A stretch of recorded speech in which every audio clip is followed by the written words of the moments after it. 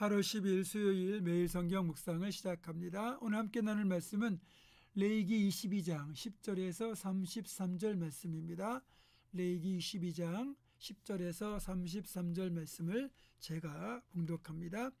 일반인은 성물을 먹지 못할 것이며 제사장의 객이나 품꾼도 다 성물을 먹지 못할 것이니라. 그러나 제사장이 그의 돈으로 어떤 사람을 샀으면 그는 그것을 먹을 것이며 그의 집에서 출생한 자도 그렇게 하여 그들이 제사장의 음식을 먹을 것이며 제사장의 딸이 일반인에게 출가하였으면 거제의 성물을 먹지 못하되 만일 그가 과부가 되든지 이혼을 당하든지 자식이 없이 그의 친정에 돌아와서 젊었을 때와 같으면 그는 그의 아버지 몫의 음식을 먹을 것이나 일반인은 먹지 못할 것이니라. 만일 누가 부지 중에 성물을 먹으면 그 성물에 그것의 5분의 1을 더하여 제사장에게 줄지니라. 이스라엘 자손이 여호와께 드리는 성물을 그들은 속되게 하지 말지니 그들이 성물을 먹으면 그 죄로 인하여 형벌을 받게 할 것이니라. 나는 그 음식을 거룩하게 하는 여호와이니라. 여호와께서 모세에게 말씀하여 이르시되 아론과 그의 아들들과 이스라엘 온 족속에게 말하여 이르라. 이스라엘 자손이나 그 중에 거류하는 자가 서온 제물이나 자원 제물로 번제와 더불어 여호와께 예물로 드리려거든 기쁘게 받으심이 되도록 소나 양이나 염소의 흠 없는 숫것으로 드릴지니 흠 있는 것은 무엇이나 너희가 드리지 말 것은 그것이 기쁘게 받으심이 되지 못할 것임이니라.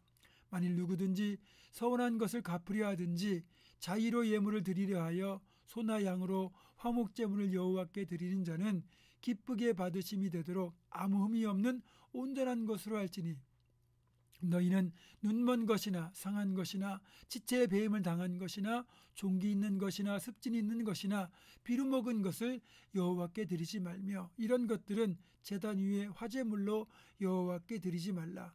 소나 양의 지체가 더하거나 덜하거나 한 것은 너희가 자원제물로는 쓰려니와 서원제물로 드리면 기쁘게 받으심이 되지 못하리라.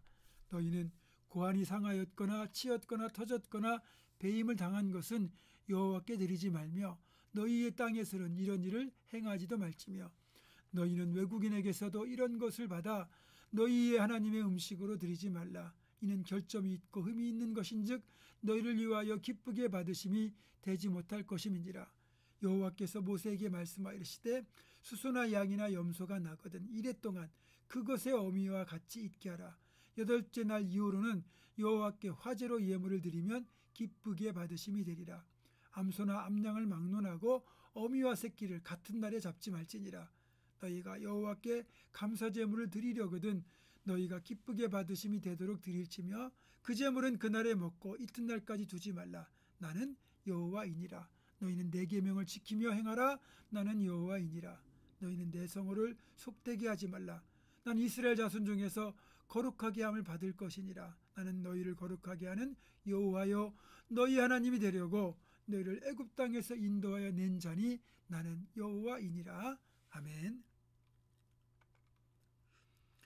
오늘 보면 21절을 다시 읽어보겠습니다. 만일 누구든지 서원한 것을 갚으려 하든지 자의로 예물을 드리려 하여 소나 양으로 화목제물을 여호와께 드리는 자는 기쁘게 받으심이 되도록 아무 흠이 없는 온전한 것으로 할지니. 아멘. 분명히 이 말씀을 보니까 하나님께 드리는 모든 제물은 아무 흠이 없는 온전한 것으로 드려야 된다고 말씀하고 있습니다. 그렇습니다. 우리가 하나님께 드리는 모든 것은 완전해야 됩니다. 제물도 완전해야 되고 우리의 자세와 마음도 완전해야 됩니다. 무엇보다 내 자신이 완전한 제물로 하나님께 드려져야 됩니다. 그런데 어쩔 수 없이 제물은 드려야 되겠고 드리는 건 또 아깝고 그렇게 생각한 이들이 온전하지 못하고 흠이 있고 병든 제물을 하나님께 드렸다가 하나님의 진노를 사는 경우가 있었습니다. 그리고 그것이 이스라엘의 멸망할 때, 그러니까 이스라엘 왕국 유다 왕국이 멸망할 당시에 아주 극에 달했습니다. 말라기 1장 7절과 8절입니다. 너희가 더러운 떡을 나의 제단에 드리고도 말하기를 우리가 어떻게 주를 더럽게 하였나이까 하는도다. 이는 너희가 여호와의 식탁은 경멸히 여길 것이라 말하기 때문이라.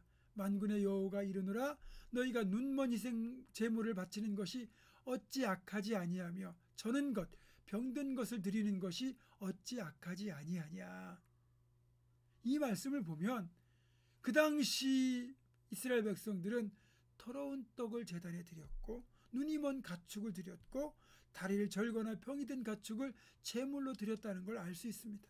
우리말에 눈 가리고 아웅이란 말이 있잖아요. 눈을 가린 상태에서 아웅하면 모르겠습니까? 아니, 속일 대상이 따로 있지 어떻게 하나님을 상대로 이런 사기를 친다는 겁니까? 그런데 이런 일들이 일어났다는 거예요. 심지어는 11조와 봉헌물을 도둑질을 하기도 했다고 말씀하고 있습니다. 두렵지 않습니까? 하나님 뭐라고 말씀하십니까? 이들의 행위가 악하다고 하시면서 그래서 하나님이 이들을 버리시고 저주를 받게 하셨다고 말씀하고 있습니다. 자, 그렇다면 우리들은 어떻습니까? 정말로 우리는 온전한 제사를 하나님께 드리고 있습니까? 내 몸과 마음을 정결하게 하고 내가 드릴 수 있는 최선의 헌신을 드리고 있습니까? 예전 우리의 부모님 세대만 해도 처음 것, 첫 열매, 또 수확한 것 중에서 최고로 좋은 것 따로 구별해서 하나님께 드리려고 애를 썼습니다. 지금은 헌물 대신에 헌금으로 하다 보니까 재물 자체의 좋고 나쁨을 구별하기는 어렵습니다. 대신에 이 헌금을 드리는 자의 자세, 헌신의 마음이 어떠한지가 재물의 온전한 여부를 판별하는 기준이 되겠지요. 중심을 보시는 하나님께 우리는 최고의 것, 최선을 다해 드릴 수 있어야 됩니다. 한 번은 예수님께서 예루살렘 성전 입구 헌금기 앞에서 헌금을 드리는 사람들을 지켜보신 적이 있어요. 예수님께서 지켜보는 동안에 많은 사람들이 헌금을 드리고 성전으로 들어갔는데 그때의 상황을 성경은 이렇게 표현합니다. 여러 부자는 많이 넣었는데 한 가난한 과부는 한 고드란트, 즉 두 렙돈을 드렸느니라.